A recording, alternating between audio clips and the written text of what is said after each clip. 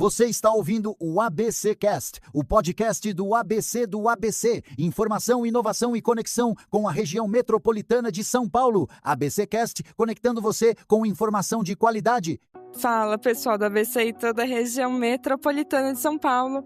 Hoje é quinta-feira, dia 28 de maio, e tá começando mais um ABC Cast, o podcast oficial do portal ABC do ABC, que deixa você por dentro de tudo que tá rolando, seja aqui no ABC, São Paulo, no Brasil ou até mesmo no mundo. Então se junte conosco nessa conversa, comigo, Suzana Rezende, e com ele, João Pedro Melo. Fala, JP. Hello, Su. Olá, pessoal. Um excelente final de tarde pra ti que ainda tá pela correria na volta pra casa ou no trânsito acompanhando as notícias de hoje que impactam direto na tua vida. E hoje a gente inicia falando sobre a Câmara dos Deputados, que aprovou em primeiro turno o fim da escala 6x1. E além disso, São Paulo foi eleita como a cidade favorita de gastronomia e compras no Brasil. E ainda tem Flávio Bolsonaro articulando com o presidente americano Donald Trump, fechando o cerco contra as facções brasileiras. Então, por aqui tu já sabe muito bem como funciona. É informação direta, contexto e análise para deixar o cenário muito mais nítido.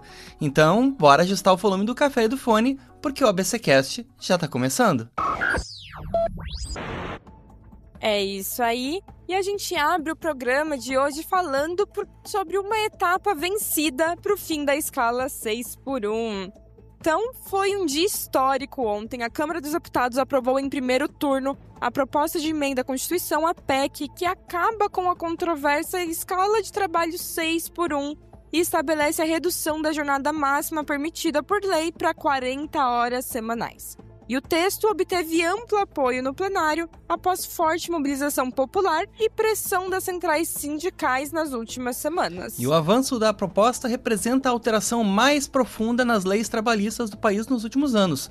Com o novo texto, as empresas ficam proibidas de exigir 6 dias consecutivos de labor para apenas um dia de descanso e terão de se readaptar às escalas para garantir no mínimo 2 dias de folga semanais para os funcionários, sem qualquer tipo de redução na remuneração salarial. E para amortecer o impacto imediato no setor produtivo, os relatores incluíram regras de transição. O comércio varejista e o setor de serviço, que são os que mais utilizam o modelo 6x1, terão um prazo escalonado para se adequarem às novas regras de contratação e revezamento. O objetivo, segundo os parlamentares, é evitar demissões em massa e garantir que a mudança seja sustentável para as pequenas e médias empresas. E mesmo com a comemoração, a pauta ainda tem um longo caminho legislativo. Por se tratar de uma PEC, o projeto precisa agora ser aprovado em segundo turno na Câmara, com pelo menos 308 votos, antes de ser remetido ao Senado Federal, onde também passará por 2 rodadas de votação. Especialistas em direito do trabalho recomendam que as empresas já comecem a planejar a transição para evitar passivos trabalhistas futuros. Isso e ouvintes, a queda da escala 6x1 é a vitória da sanidade sobre um modelo de exploração que já estava ultrapassado há décadas. O Brasil vinha tratando o trabalhador do comércio e dos serviços como uma máquina, tirando dele o direito básico de ver os filhos crescerem ou de ter o final de semana decente. E não adianta o mercado vir com aquele terrorismo de sempre, dizendo que a economia vai quebrar. A economia só gira quando o trabalhador tem saúde física e mental para consumir e viver. E não quando ele vive à base de remédio e tendo que aguentar o tranco de 6 dias seguidos, em pé no balcão. Foi uma vitória suada, hein, Su? Arrancada na pressão, mas que devolve um pouco de dignidade para quem carrega o lucro desse país nas costas. É isso aí, sempre dizem, né? A voz do povo é a voz de Deus, e o trabalhador estava clamando pelo fim da jornada 6x1 e por essa redução de jornada de trabalho para poder realmente viver e não só sobreviver. Então é uma vitória a ser comemorada, é uma etapa vencida, mas que ainda não acabou. E agora vamos para o nosso giro de notícias, iniciando pelo Pit Stop em São Vicente. Então atenção, motociclistas da Baixada Santista. A Prefeitura de São Vicente promove nesta sexta-feira o evento gratuito Pit Stop do Motoca. E a ação vai oferecer serviços rápidos de checagem de freios, lubrificação de correntes e orientações de segurança no trânsito. Para participar, basta encostar a moto na Praça Tom Jobim, no centro da cidade, das 9 da manhã às 15, ou seja, às 3 horas da tarde. E não é necessário agendamento prévio. Basta apenas chegar, apresentar a Carteira Nacional de Habilitação, a famosa CNH, documento atualizado do veículo e, com tudo isso, você já garante aquele check-up de respeito e pode voltar para o asfalto com uma revisão em dia. Cadastro para cannabis medicinal no ABC. Atenção aos moradores de Rio Grande da Serra que necessitam de tratamentos especiais. O cadastro para atendimento da nova clínica pública de cannabis medicinal do município já está oficialmente aberto. O espaço fornecerá acolhimento e distribuição gratuita de medicamentos à base do canabidiol para pacientes com indicação clínica. Para garantir a inscrição, os interessados devem comparecer à Unidade Básica de Saúde, a UBS Central da sua cidade, que atende de segunda a sexta, das 8 horas da manhã às 16 horas às 4 horas da tarde. E é estritamente obrigatório levar em mãos o laudo médico detalhado com RG, CPF e um comprovante de residência no nome do paciente. É isso aí. Para fechar nosso giro, vamos falar sobre os cursos gratuitos que estão tendo em São José dos Campos. Então, atenção para quem busca qualificação profissional no Vale do Paraíba. Olha só, nesse final de semana, as carretas do programa Caminho da Capacitação ficarão estacionadas na sede da Fundação L. Augusto de Souza, em São José dos Campos, oferecendo dezenas de vagas para cursos profissionalizantes totalmente gratuitos nas áreas de tecnologia e gestão. Se você quiser participar, basta ir até a rua Santarém, número 560, 560, no Parque Industrial, neste sábado ou domingo, das 8 às 16. Lembrando que os interessados precisam ter mais de 16 anos e devem levar RG, CPF e histórico escolar para garantir a vaga na hora. E assim, a gente encerra o nosso giro de notícias de hoje com um pit stop do Motoca em São Vicente, cadastro para cannabis medicinal em Rio Grande da Serra e cursos gratuitos da Fundas em São José dos Campos. E se tu quiser conferir em detalhes as histórias que a gente contou por aqui, basta acessar o nosso site oficial, que é o abcdoabc.com.br.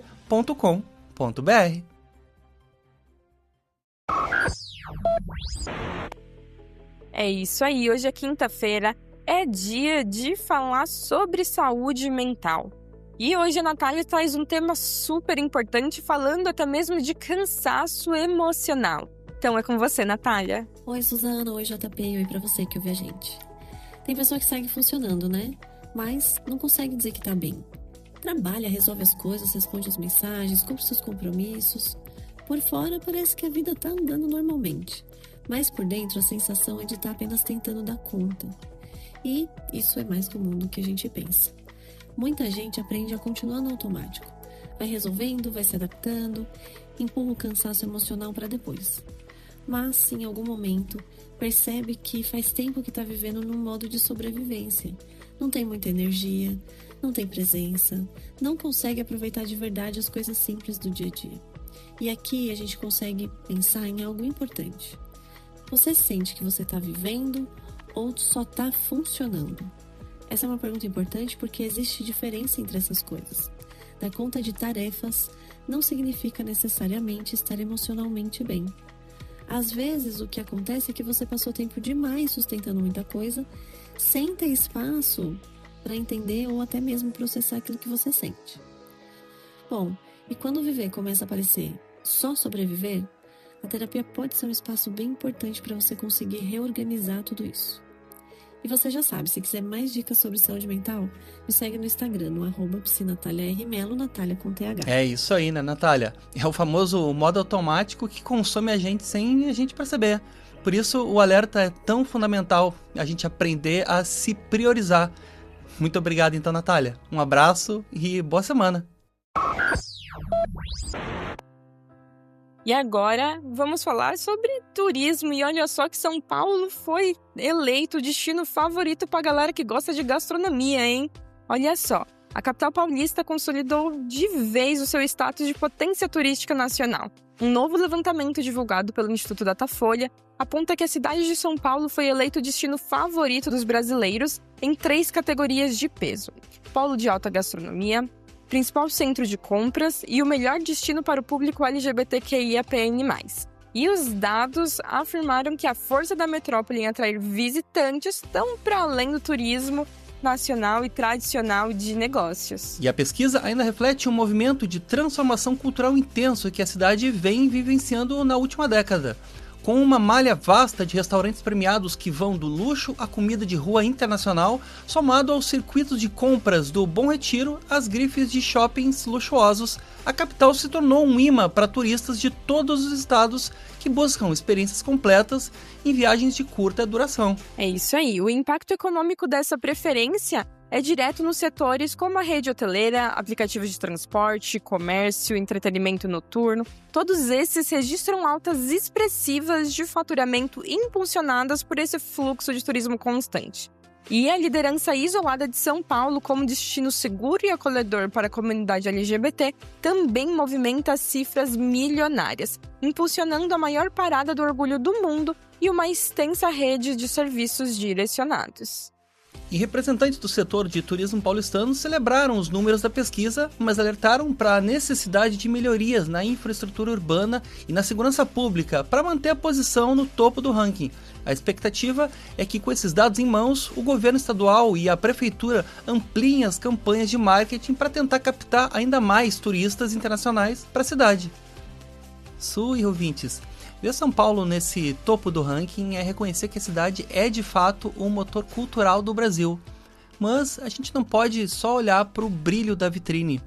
É lindo ver a capital da gastronomia para quem pode pagar R$300 num jantar, mas essa mesma cidade precisa também ser acolhedora para o paulistano que pega 2 horas de ônibus lotado e não tem acesso a essa mesma estrutura. A diversidade turística é um golaço sim na economia. Mas o sucesso de uma metrópole de verdade se mede quando a qualidade de vida que a gente vende no panfleto para turista que vem de fora é a mesma que a gente entrega para o trabalhador que mora na periferia.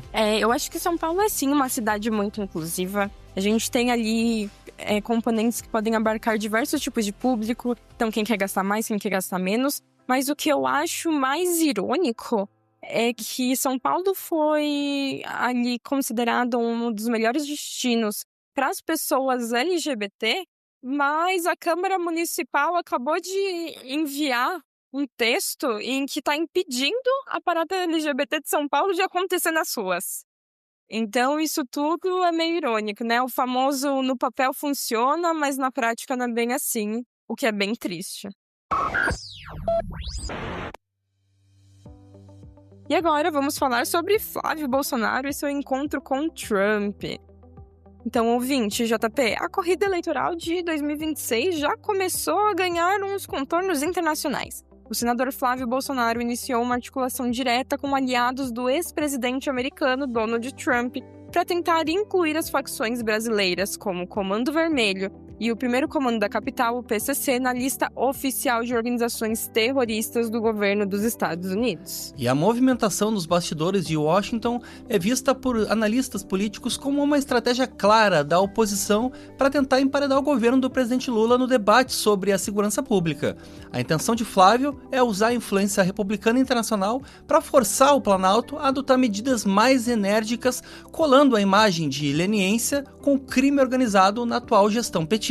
E caso a pressão surta efeito, as facções brasileiras sejam oficialmente classificadas como terroristas pelo Departamento de Estado americano, as consequências diplomáticas seriam severas. A medida permitiria que o governo dos Estados Unidos congelasse ativos financeiros e aplicasse sanções diretas a empresas, bancos e até autoridades brasileiras que, segundo a inteligência americana, facilitem ou cruzem o caminho dessas organizações. E fontes ligadas ao Ministério das Relações Exteriores e especialistas em geopolítica apontam que a manobra fere a soberania nacional, terceirizando um problema interno de segurança pública para o jogo político de uma potência estrangeira. A oposição, no entanto, insiste que a internacionalização do combate ao crime é a única saída para frear o avanço financeiro e territorial das facções no país.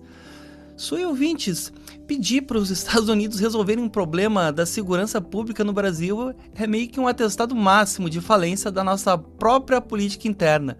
Usar a geopolítica americana e o Trump como cabo eleitoral para 2026 com o pretexto de combater o PCC e o Comando Vermelho é uma jogada bem perigosa. Segurança pública não se resolve terceirizando a nossa soberania em troca de like ou retórica de palanque. A gente precisa sim de investimento massivo em inteligência, controle de fronteira e fim de corrupção. Isso sim. Ficar implorando intervenção estrangeira para emparedar o adversário político só mostra que, no fim das contas, a preocupação real não é com o morador da favela que sofre na mão do tráfico, mas sim com quem vai se sentar na cadeira do presidente no próximo pleito, que esse ano parece que promete, hein? Com certeza, JP. Esse ano tá bem complicada essa corrida eleitoral. E isso daí é basicamente vender também a nossa soberania nacional, né? A gente está basicamente falando pro mundo que nós não conseguimos dar conta da nossa própria segurança pública e a gente precisa do vizinho para dar jeito em casa. É complicado. E agora vamos pro nosso Quem Disse Isso? É nesse momento que a gente para, respira, reflete. Quem conhece, ama, e se você não conhece, vem com a gente e tente adivinhar quem é o autor ou a autora da frase de hoje. Então, JP, conta pra gente. Então, bora de frase, Su. Que hoje a frase é um soco no estômago naquela zona de conforto e tem absolutamente tudo a ver com essa vitória do trabalhador. Vamos lá? O pior que pode acontecer é o melhor do que o melhor que pode não acontecer. Repetindo. O pior que pode acontecer é melhor do que o melhor que pode não acontecer. E é isso. Tem como adivinhar quem é a mente por trás dessa frase? Ah, JP, eu vou dizer que eu sou muito fã dessa pessoa, viu? Eu adoro ela. Então eu vou parar aqui de enrolar e vou contar pra você, ouvinte, quem disse isso. Foi a cartunista brasileira Laerte Coutinho. E a Laerte nos lembra que a frustração do erro ainda é imensamente superior ao vazio eterno da dúvida. E também citando aqui outras autoras, principalmente do rap feminino, a Tati Tracy, elas falam que até mesmo quando eu não quis, era bom pra mim. Então, às vezes, mesmo que aconteça algo que não era o que a gente estava querendo muito, era o melhor pra gente. E essa frase diz muito. Perfeito, né, Su? E a Laerte, ela previu também essa vitória do trabalhador, que fizeram tanto terrorismo e disseram pra gente a vida toda que o fim da escala 6x1 podia quebrar o país, só que a verdade é que os quebrados estamos nós, e meio que até de saco cheio desse congresso. É o famoso pior que tudo que pode acontecer é aceitar esse terror.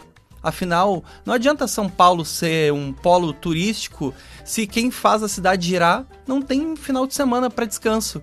Enquanto tem político implorando ajuda para liderança americana, o trabalhador não terceiriza a luta não. Ele peitou o sistema, cravou a pressão nos 2 dias de descanso e deixou um recado muito claro, Su. Exaustão não é, nunca foi e nunca será sinônimo de dignidade.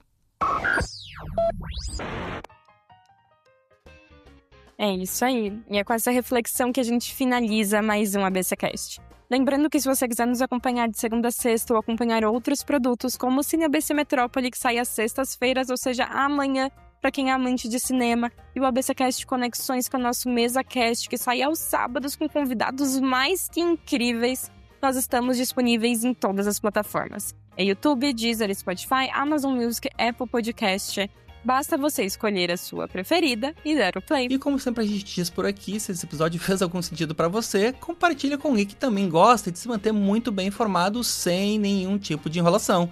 E ó, manda aquela opinião pra gente, pode ser ideia, sugestão ou aquela pauta que só você reparou pelo caminho.